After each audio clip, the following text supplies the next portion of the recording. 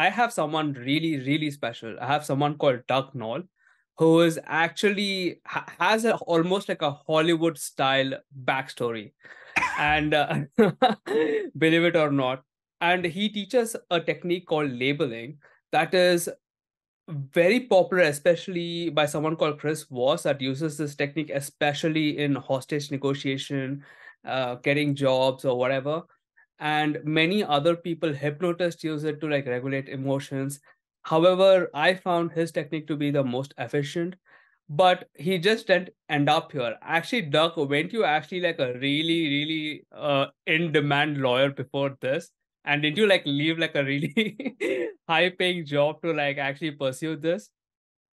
Yeah, I practiced law for 22 years. And then, Prem, I decided that that's not what I wanted to do anymore. So I went back to school in the mid 1990s and earned my master's degree in peacemaking and conflict studies, Oh, wow. and left the practice of law in late 2000 and opened my peacemaking practice on November 1st, 2000. And I walked away from $10 million. Yeah. Yeah, yeah. The way you say it, it makes it sound like, yeah, I was like a lawyer, then I decided to do peace. No, actually, Doug was like really, really, really popular lawyer, and he just decided to leave. Why did he decide to leave it? Because it's too dry, or is it like, I was tired. The real reason was that in 22 years, I felt that I'd only really helped 5 people in the hundreds of cases that I tried. Only 5 people really came out of the system better than going in, and I didn't want to go another 30 years and only help 10 or 15 people in my whole career. so it So wasn't fulfilling? I was looking for something different to do, something where I could really help a lot of people. Yeah, actually, the work that you did, how did he come up with it? I know the story, but I'm sure the audience doesn't know. Like, how did he actually come up with this labeling technique that you Well, use to de-escalate angry people in less than 90 seconds, guys? Yeah. right. I in my master's studies, I was schooled by my mentors who were geniuses Oh, really? and brilliant men. But the one thing they didn't have was a way to calm people down. They had to rely on that old active listening stuff that doesn't work. And but I'd been studying neuroscience for years and studying emotions and the science of emotions and really trying to understand what was going on in our brains, because I realized that all peace and conflict starts in the brain. In Mm-hmm. 2005, I was faced with a very difficult mediation. I had a divorced couple who were screaming at each other, and I had no tools to effectively deal with them. And I got the epiphany while I listened to them yell at each other to listen to the emotions. Mm-hmm. And I stopped them. We restarted, and in the first round, I had the ex-wife listen to the ex-husband's emotions and tell us what he was feeling. And in the Mm-hmm. beginning, she stumbled through it a little bit, but within 5 minutes, everything changed. She went from being a victim to being empowered, and he completely calmed down. Mm-hmm. When he was done telling his story, I reversed roles, had him listen to her emotions, and when they were all done, uh, he put his face in his hands and started sobbing. And he finally got control of himself and looked up across at her and said, "That's the first time you have listened to me in 25 years." And they settled the case and walked out holding hands to have lunch with each other. Oh, And really? my jaw, my jaw dropped. Right, I was amazed. I know what I'd done, uh, and so I decided to try to replicate it. And I found that it was very effective at calming angry people down. And then in 2007, Matthew Lieberman at UCLA released a seminal brain scanning study that showed exactly why this technique called affect labeling worked. Mm-hmm. So now I have the neuroscience to explain what the practical practice was. Mm-hmm. I was getting from that time, 2007 to around 2009, 10, I was still getting a lot of pushback from people about it. They just couldn't believe that if you tell Yeah. somebody what they're feeling, you're going to calm them down. So Yeah. with my colleague Laurel Coffer, we co-founded Prison of Peace and started the Prison of Peace project. And the first skill Yeah. that we taught our incarcerated students was how to listen to emotions. Wait, so you taught this to prison people, is what you said right now? That's right. So for the last 12 years, we've been working in maximum security prisons, Damn. training incarcerated people how to be powerful peacemakers and mediators. And the first skill we teach them are these de-escalation skills. And that's when I really refined the skills and was able and really refined how to teach these skills. And the transformations were remarkable and amazing. So So, I'm you sorry, know, go on. that led Yeah. to my book in 2017. And of course, as you know, I am teaching thousands of people how to de-escalate angry people in 90 seconds or less. So so I've never been to like prison or anywhere close to this. The only picture I know about prison is the ones I've seen in movies. And the way I picture maximum security inmates are like this big muscles tattoo guys with like a black eye tattoo, and I find it like how like as because you don't look like a big I mean you do have the authority vibe I feel, but like are they even like willing to like learn this? Like how do you like, because for me it feels like I have to like convince them to like learn something like this, you know what I mean? No, you can't tell on the video, but I'm 6'1", 210 pounds. I'm a secondary black belt and Tai Chi master. Oh, No one messes with me. Okay. okay. Let's get that out of the Damn. way. Um, our students, when we come into a prison yard, we have an orientation, and it's an open invitation. Anybody on the yard can come and listen to us, and we spend an hour and a half trying to dissuade people from coming into the program, because we only want people in who are really going to work hard.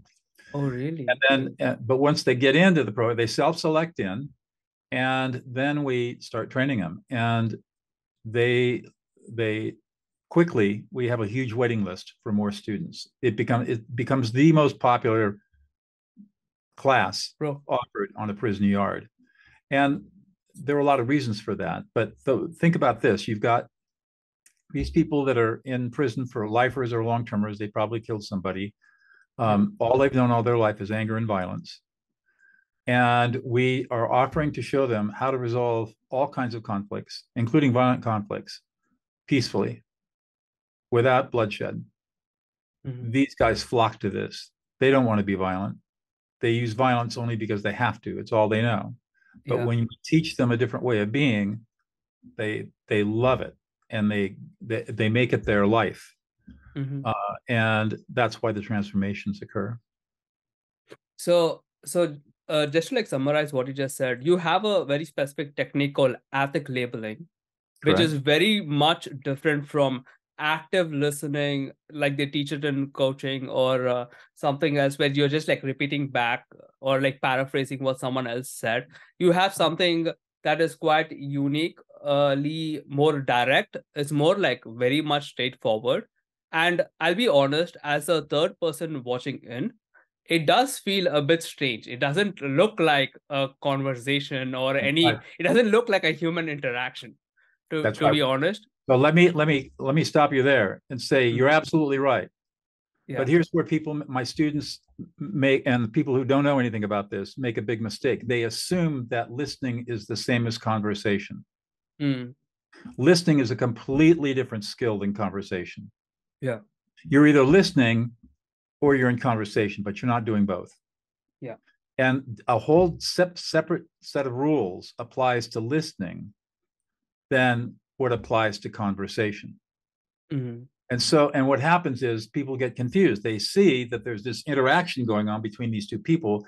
They think it's a conversation. They apply the rules of conversation to what they're seeing, Yeah. and they say that's the rudest, most manipulative, smarmy, patronizing thing I've ever seen in my life. That's what it looks like from the outside, right? Yeah. But on the inside, if you ask the speaker who's being listened to, how does it feel to you? They say every single time, I have never felt so deeply listened to before in my life. Yeah. And I've had that done with me, with my partner, and I can attest to what you're saying, which is true. Right, Please go on.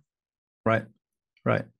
So when we learn the skills, we're learning different rules of engagement than the Mm-hmm. rules that we learned as children when we learned how to engage in conversation. And once you get into it and start doing it, you recognize This is very different, but it's also very effective, extremely Yeah. effective. Yeah.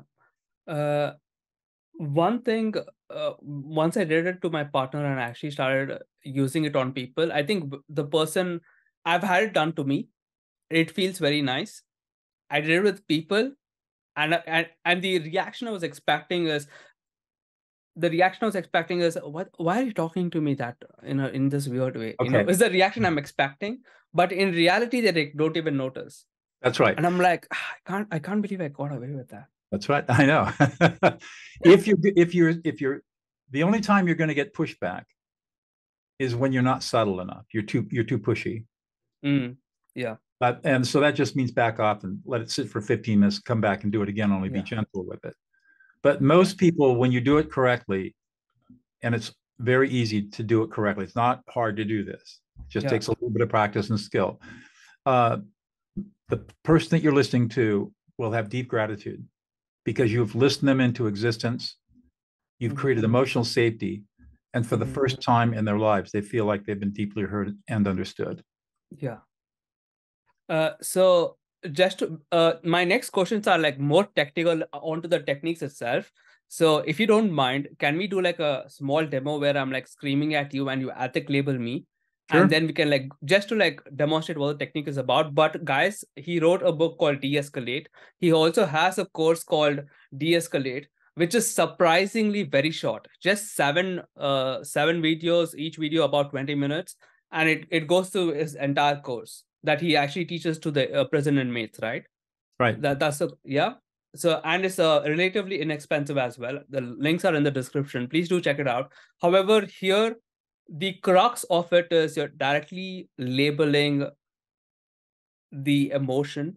Or since I'm a computer guy, he would tell me that you're labeling the emotional field, right? Data field. We are reading the emotional data. Emotional data field. Right. Yeah, that sounds much cooler. I like it. Right. With the Well, moment you emotions are said, data. Emotions are yeah, data, just like numbers on a spreadsheet. We've just yeah, never taught how to read that data and use that data. yeah. So rather than uh, talking to someone in a way where uh, don't do this or stop doing it, calm down, dude, calm down, you're kind of recognizing the emotional data field and then you're just calling it out or you're labeling it in the most direct way possible, like you're angry, you're upset, you're bewildered, and he has this entire, please go through. But here I just want to do like a small demo, just like a heads up, I'm not like a very angry guy, never have been, okay? But I will try my best. Okay, and please don't because my demo partner asked, I would like you to do the demo, because he said when you did, my friend is a cop, so when he said when you did it to him, it was actually really effective. And there are things that you do which I don't know whether you realize you do it or not, which is what I want to ask you next. But let's do the demo and we'll see how the questions go. Mhm. That's fine. Okay, so I need to be angry about you, right? I don't know.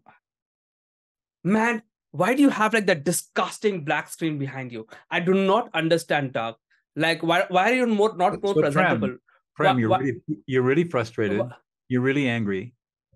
You're why are you not wearing really, any? Why are you not wearing something good? you're It's like really it's you're supposed to be really annoyed. presentable and stuff like that.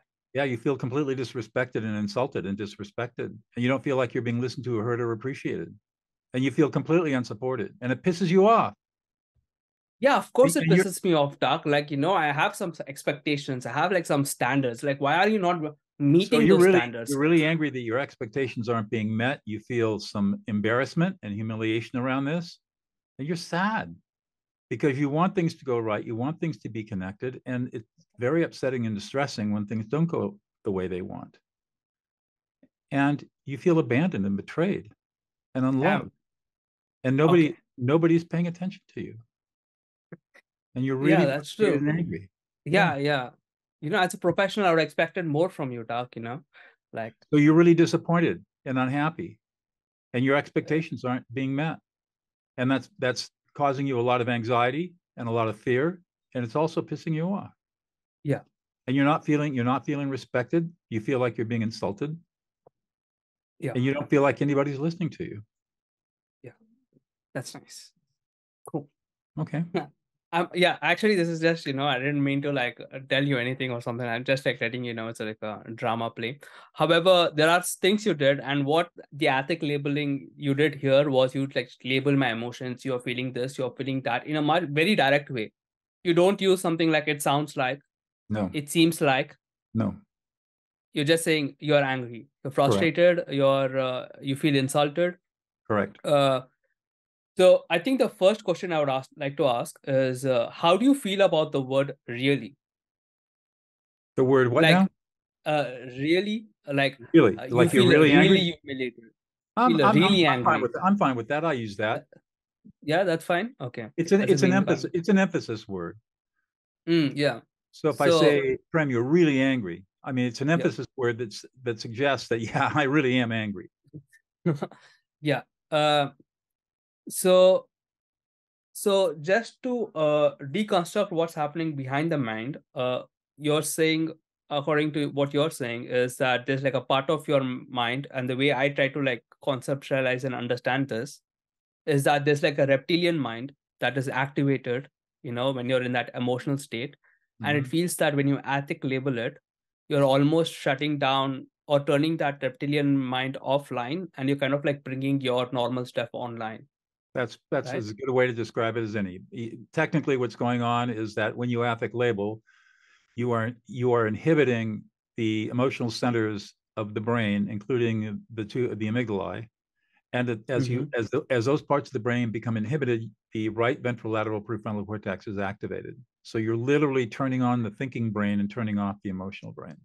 And Yeah, it happens unconsciously, and the speaker cannot prevent it from happening. You cannot cannot. you cannot prevent it from happening. It's how your brain automatically responds. That's why you can calm any angry person in 90 seconds or less.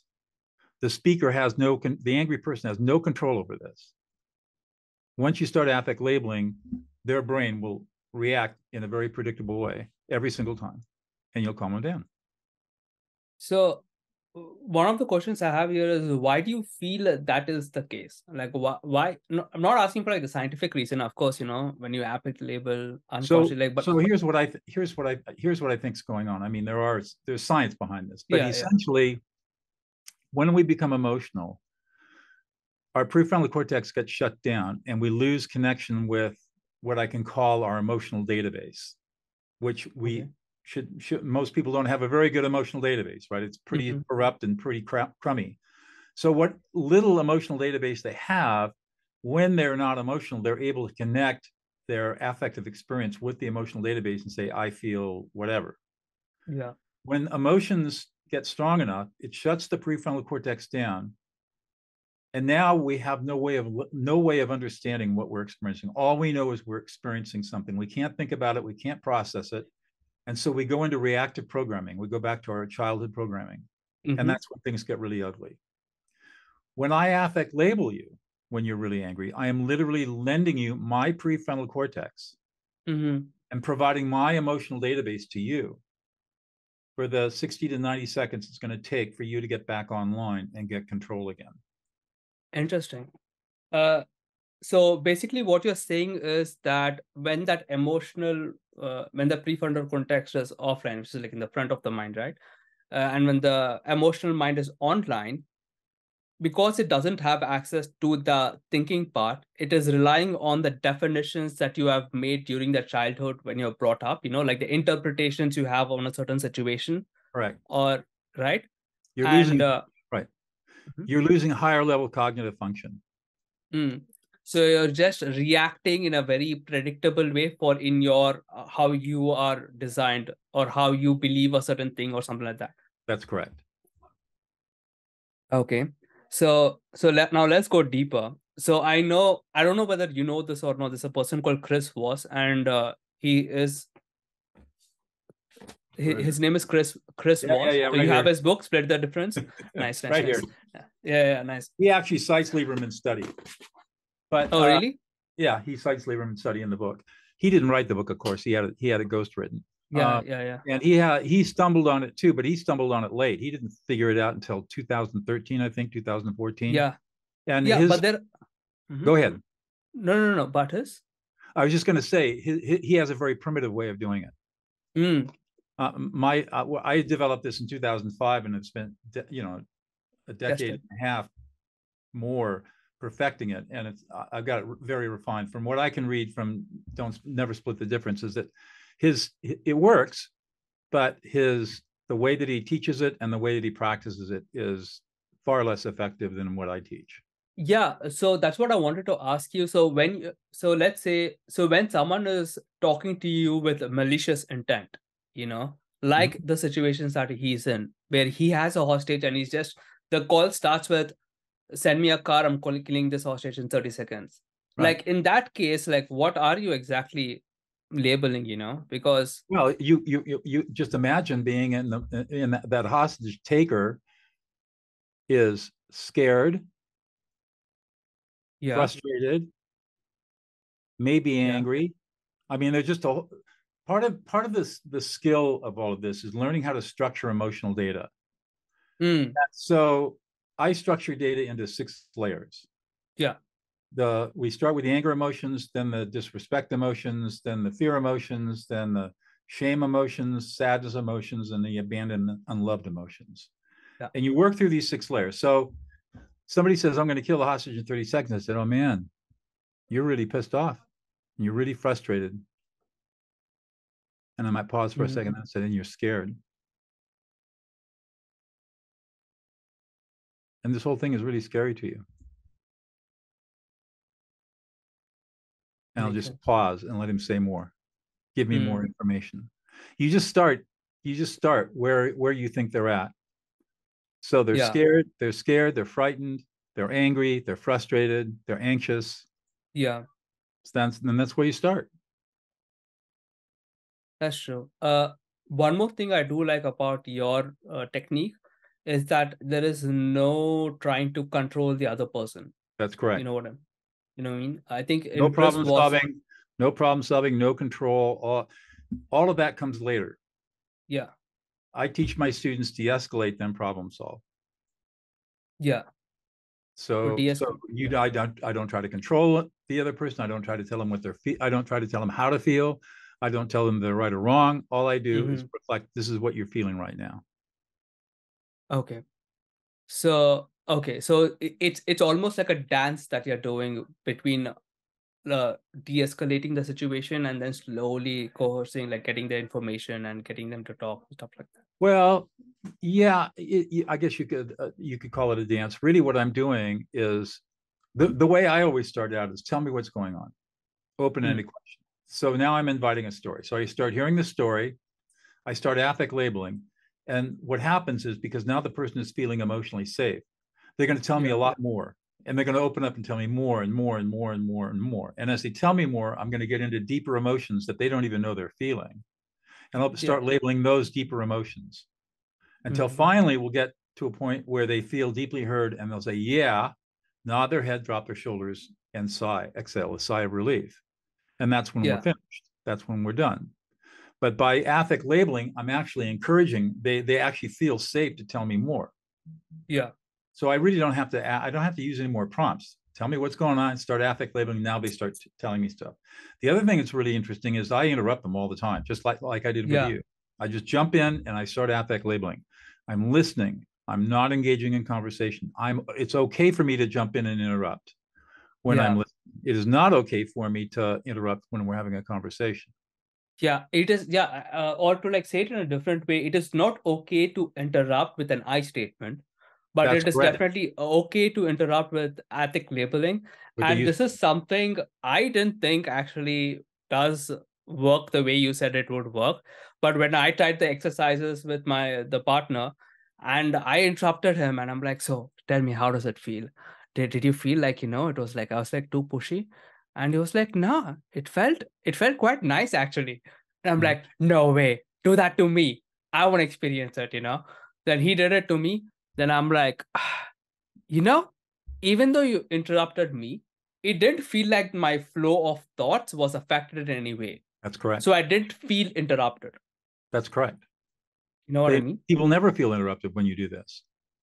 Yeah. But when you look at it from like a third person party, it's It like, looks it looks like you're interrupting. It looks like it's the rudest thing you could possibly be doing.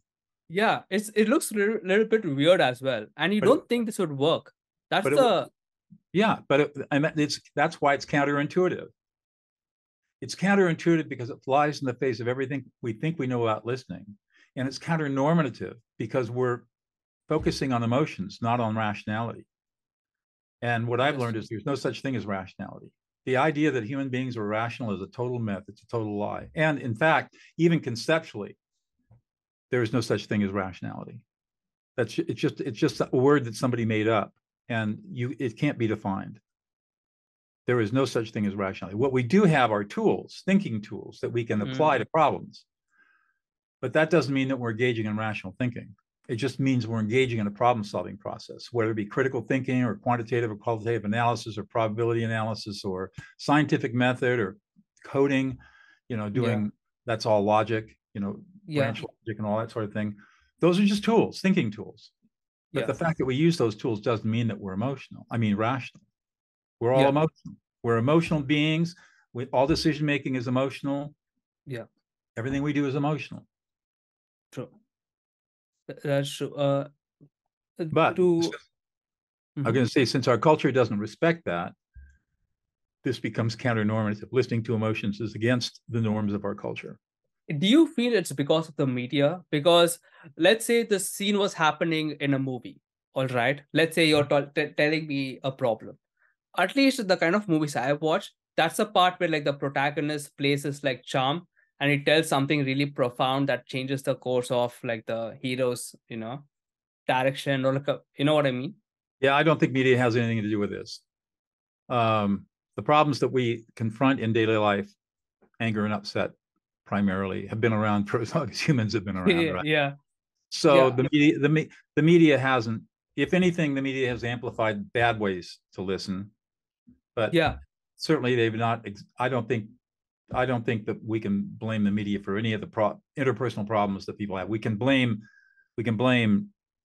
technology for a lot of breakdown in personal communication. I think that email and text, and social media, although it has a proper and beneficial place, for the most part, has taught young people how not to talk to each other. Mm, It's much easier to text somebody than it is to confront them and have a tough conversation. yeah. And for that reason, I think young people have never really developed the skills to have difficult conversations. So they've never really learned how to listen, and they've never learned how to negotiate, and they've never learned how to work in relationships That's true. because of technology makes it so easy to divorce yourself from actually having to confront someone. Yeah. I can see that. It makes you a little bit lonely. Yeah, and so kids don't have the young people don't have the skills. This Yeah. skill this skill of affect labeling changes all that. Any young person that learns and master these skills is bound to success because they'll have something that their peers don't have, the ability to listen. That's true. So I have like another question, which is like very close to this one, is that how does ethic labeling fare in terms of written communication, for example, texting or email? It works. Because It it works. works. Oh yeah, absolutely. I've got a pretty big social media presence, and so Yeah. every now and then I'll get snarky comments on one of my YouTube channels, and I'll just Oh, text back, really? "You're angry, you're frustrated, you don't feel supported, you feel disrespected, not heard." They go away. Never hear from them again. I've actually, I don't know, maybe she won't watch this video, but this is like a friend. She was a little bit upset because of travel that didn't go well. So she said this to me. She was like texting me, "Oh, I'm having like a horrible time in this vacation or whatever." Then I'm like, I wonder whether ethic labeling works over text. It does work. You know? So I was like, "Oh, you're frustrated. There you go. You're disappointed." Yeah, perfect. That's a text, like three Yeah, words that's all you need to send. It Yeah. works. It And works. the kind of reaction I was expecting is like, oh, did she like catch me, or you know what I mean? It's like when I get caught, I don't know, this weird thing where, but it went smoothly, there's nothing. It actually went very good, I feel. Yeah, Where she was just like, it made her feel better in the end. I don't know. that's right. But hopefully, yeah. Right. I mean, ideally, you don't want to rely on texting or Yeah, of email course. or social Yeah. media or phone calls. You want to confront people, but it works. It works on Zoom. It works in person. Yeah. Okay. Okay, so here's another question. So, what is your view on the pace of the labeling? The what For of the example, the pace, for example, how fast you label someone. oh For pace example, pace right. pace. Yeah, Okay. you're angry, you're frustrated, you're disappointed, Right. you're blah, Yeah, blah, I think yeah. it's always contextual. And Mm-hmm. one of the more advanced skills that I teach is you want to match. So, for example, if you got very loud, I would come in right underneath you. If you were loud and fast, I would come in right underneath you, a little, not quite so loud, not quite so fast. You're going to go up, escalate up to a level. I'm going to follow you up, and then you're going to drop down, and I'm going to follow you down. So I'm going to match, Mm-hmm. not match exactly, but I'm just going to come underneath your intensity with my tonality, intensity, Mm-hmm. volume, and speed. So let's say someone is like angry at you, but they talk a bit slowly. So Then would I'll you like then I'll then I'll I'll go slowly. so you label like slowly?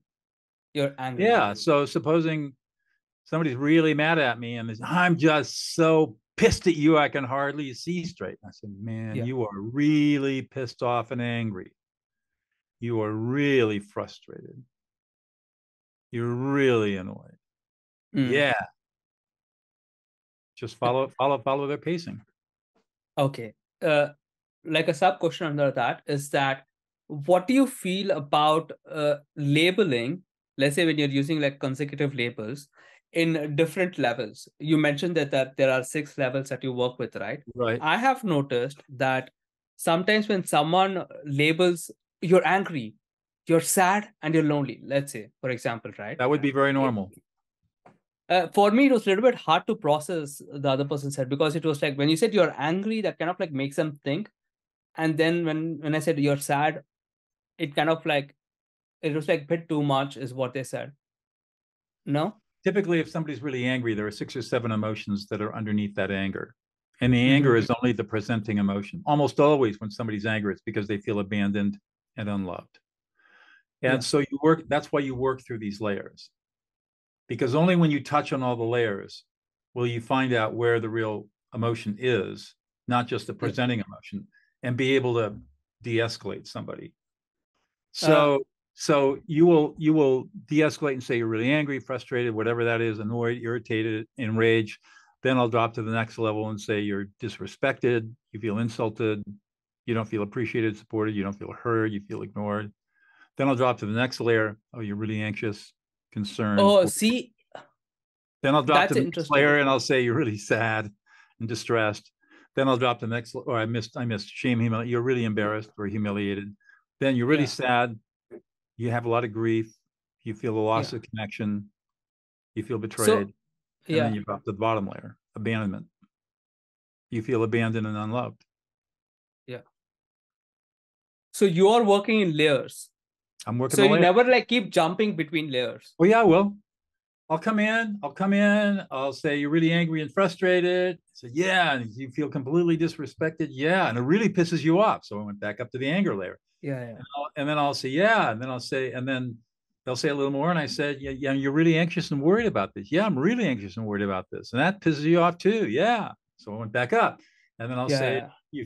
you feel some humiliation. You've been humiliated. Yeah.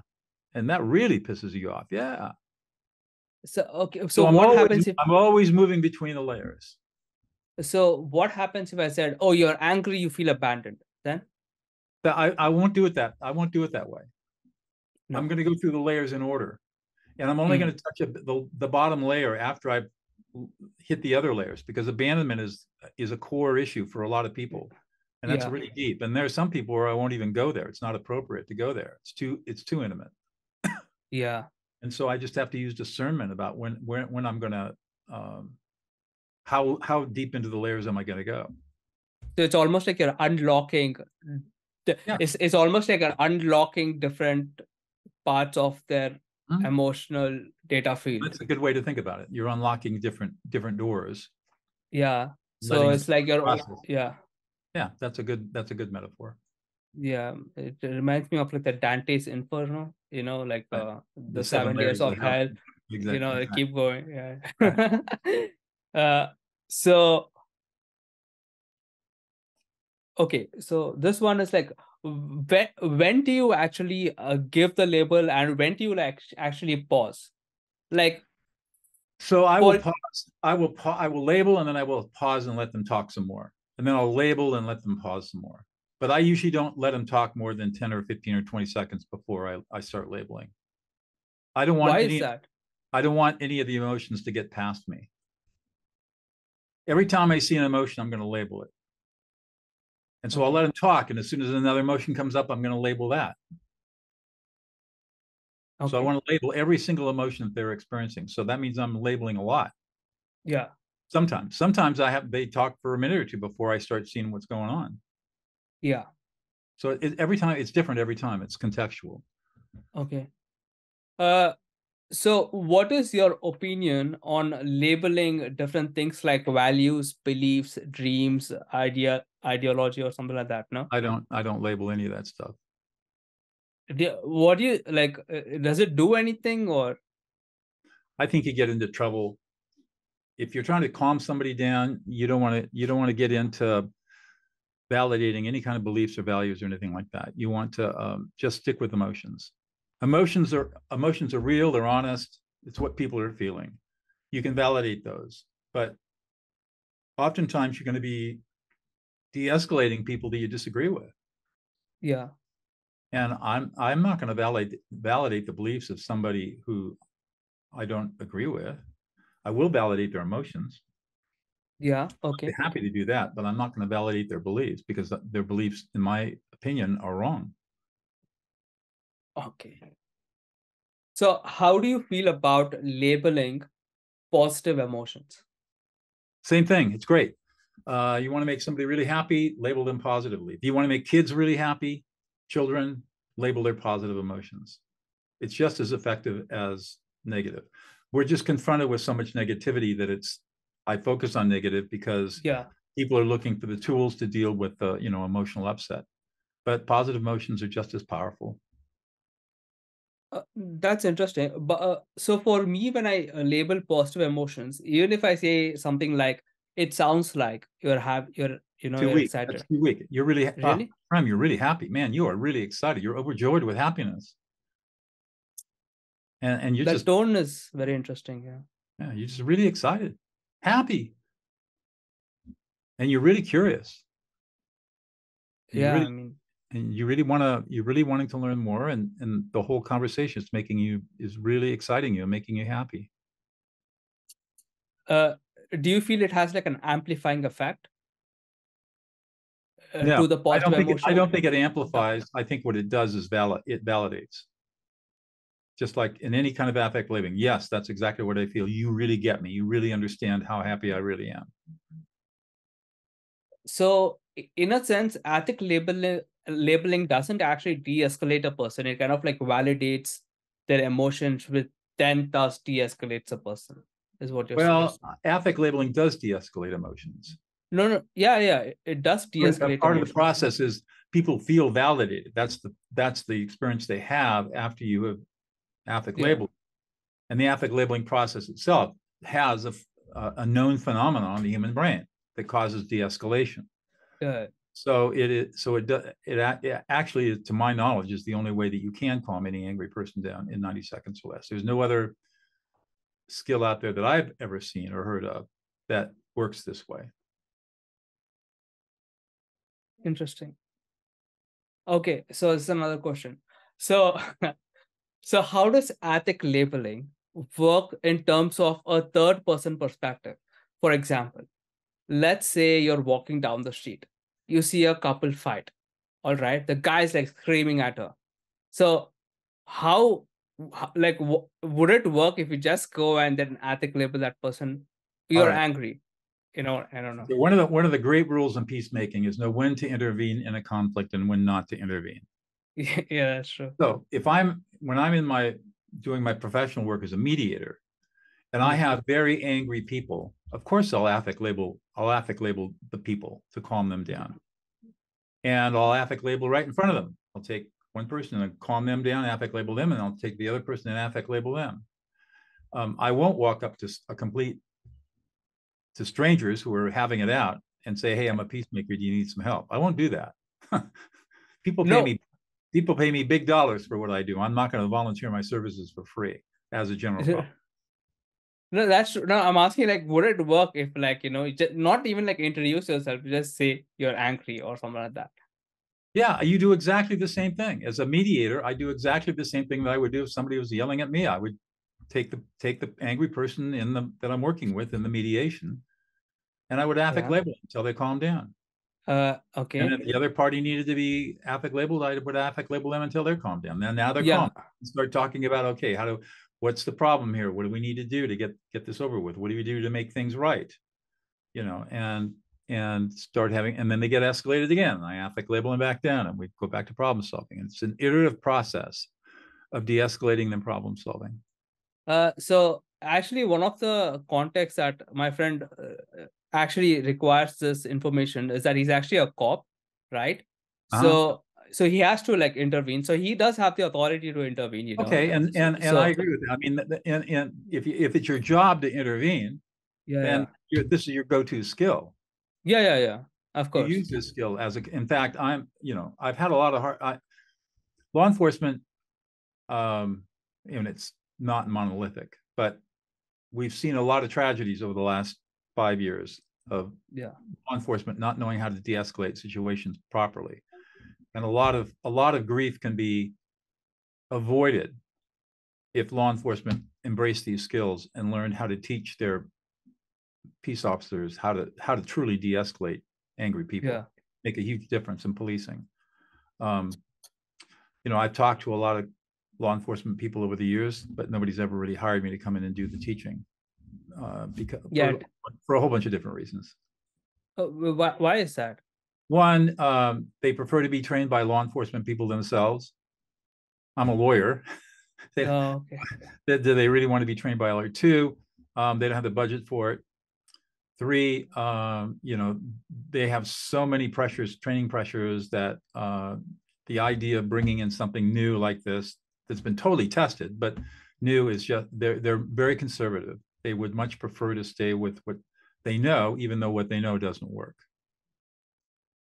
So lots of reasons. It's like medical field. Pardon Even me? it's like the medical space, like hospitals and stuff like that. Even those are like, they Right. often use archaic systems just because That's the way they've creating a always change. done it. It's easier. It's easier. Status quo bias. It's much easier to keep things going the way they are than to take the effort to make a change.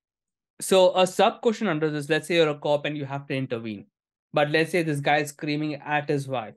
So how do you get their attention exactly? So you have to. Physically get in between them and push them apart and say, Okay. stop. I want you to both just stop for a moment. I want to listen to you and find out what's going on. And I'll turn to one or the other. So tell me what's going on. Now I'll start affect labeling. So is it And then I'll turn important? to as soon as I get them calmed down, I'll turn to the other person. And here's the thing that's really amazing. I'll affect label that first person, get them calmed down. It'll take me X number of minutes to calm them down.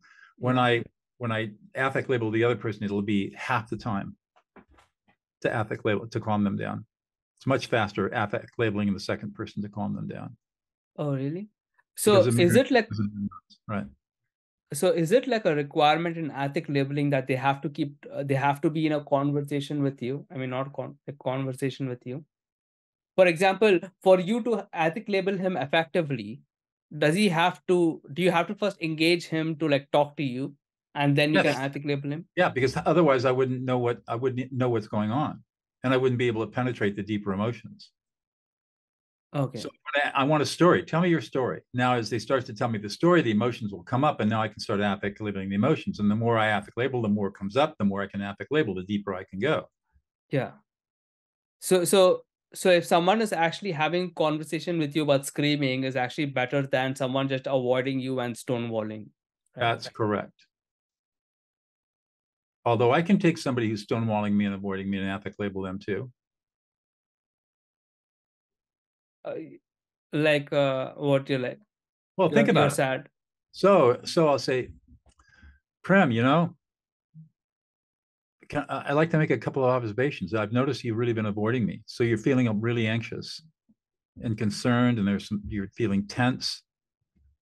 and you feel like you haven't been heard, and you feel disrespected and insulted, and it's kind of pissing you off a little bit, and you don't feel like you're being appreciated or supported the way that you Mm, expect, and you're sad, and you feel a little embarrassed and a little humiliated. yeah. You're sad about that, and you're worried. You're worried about your job performance, and at the end of the day, you feel like nobody's listening to you, and you feel completely abandoned. So So so easy. it's It's important. so predictable. It is. It's totally predictable. Yeah, Human emotions are totally predictable. yeah, it's pure magic, right? Uh, Mm. no, so so you started off that with like a observation, right? So it actually starts off like any conversation, like if you're having conversation with strangers or something, it's better to just make an observation and then Yeah, open. yeah, yeah. Any Okay, kind of okay, door opener that'll get people talking will work. okay. So you just need to get the people talking. Once they're talking to you, you're like, that's a green book. Now you're in it. After Now that, you just keep yeah, affect labeling. Right? okay. I just had a question. Okay, yeah. So how do you feel about ethic labeling the same word again and again? For example, you're angry. You're angry. No, I won't do that. I want to work through the layers, and I'll come back to anger. I'll Hmm. keep coming back to it. Maybe I'll find other words other than just anger. You're enraged. You're Yeah. pissed off. So, You're really frustrated. I'm going to be finding the nuanced words that really capture what the emotional experience is in the moment. But I won't keep okay. repeating the same word over and over again. Okay. Just curious. But I did have that person try that on me, and it is still calming though. You know what I mean? It's like Yeah, weirdly like soothing, you know what I mean? right. I think that it's possible to be more effective faster if you are Uh using the layers and diving into the layers. okay. All right. So let's start on labeling for We're self rec. kind of running out of time here. Oh, We've been going for an hour. oh really? I didn't even notice. I know. So I just have like couple more questions if you don't mind. Okay, Just now let's a couple more. yep. So I just ended up with this. So I use labeling mainly in terms of self-regulation, like to like motivate myself into action and stuff like that. So when I say, let's say something happens, I'm overwhelmed by it or whatever. So I'm like labeling, I'm Yourself, overwhelmed. Yeah, I'm labeling myself. right? So Self. would you suggest? So would you label it with like you are overwhelmed or I am overwhelmed? Well, I self-affect label myself when I'm emotionally. I'm experiencing emotion. I'll label my own emotions. That calms me down. That's when I Yeah, use affect labeling. like I'll I am. Yeah, I'm angry, I'm pissed off, I'm frustrated, whatever it might be. I will affect label myself, and that will calm me down. It has the same effect on the brain as if somebody else were affect labeling me. Yeah. So yeah. Now, let's say you ethic label yourself and you like neutralize the emotion, right? So what is that tipping point where you're like motivating someone to do like an action? Let's say now you have to like motivate yourself. I'm looking for a nod of the head. I'm looking for a verbal response like yeah or exactly. Yeah. I'm looking for a dropping of the shoulders, and I'm looking for a sigh of relief. All four involuntary unconscious reactions. Yeah, and what really made me interesting, that I found really interesting, is that you said you're like bringing the prefrontal cortex online, and then you like once it's online, you ask like a logical question, like what is like three things we can do about it, or like what's the one thing we can do about it right now, which Right, can then you can like propel you into action. right. So, is there any way where you can like let's say I neutralize my emotion and let's say I wanted to do something, I felt overwhelmed, I ethic labeled myself, now I don't feel that overwhelmed right now that much. Now like what is the next step from that to like actually doing the stuff that you were first overwhelmed with, you know what I mean? Where does ethic label come in that space? Well, we've affect labeled, we calm the person down. Yeah. And now, if there's a problem to be solved, we've got to go into problem solving. And that could be negotiation. It could be results-based listening. It could be um, interest-based negotiation. It could be all kinds of different things. So there's a large continuum of problem-solving tools we can use once we get people calmed down. Mm-hmm. And so everybody says, what do you do after you get them calmed down? I say, well, it depends. But I do teach, and we certainly teach in prison, a whole series of tools that peacemakers can use once they get people calmed down. In my book, all I do is I talk a little bit about the tools, but not a lot. It's really focused on getting people calmed down. So do you have any course that deals with this aspect of it? No, I don't have any courses up on how to problem solve, the different problem solving techniques you can use. A future course? Yeah, well, I just haven't gotten around to it. That's fine. Yeah, you should just conduct like a webinar, and maybe and just put maybe that. maybe I need another book on problem solving. It's just that there's so many different ways of problem solving. And most of them are already well known. There's nothing new that's really out there. I mean, I wouldn't bring anything new to the table. So it's just taking the problem solving skills you have and using them, stuff that people already know how to do. Okay. Okay. We got to wrap it up. Yeah, that's it. This was my last question. Yeah. Okay. I was just like, okay, yeah, this is my last. I was just thinking, how do I end this? Okay. So yeah, is there anything else that you want to like tell me about your business or anything like that? No, this has been a great conversation, and you've asked some very intelligent questions, and I appreciate the opportunity to be able to explain some of these concepts in depth. So thank you. Yeah, really, guys, check his site out. He has an amazing course and an amazing book. I really like it. Thank you, Doug, for your time. I really appreciate this.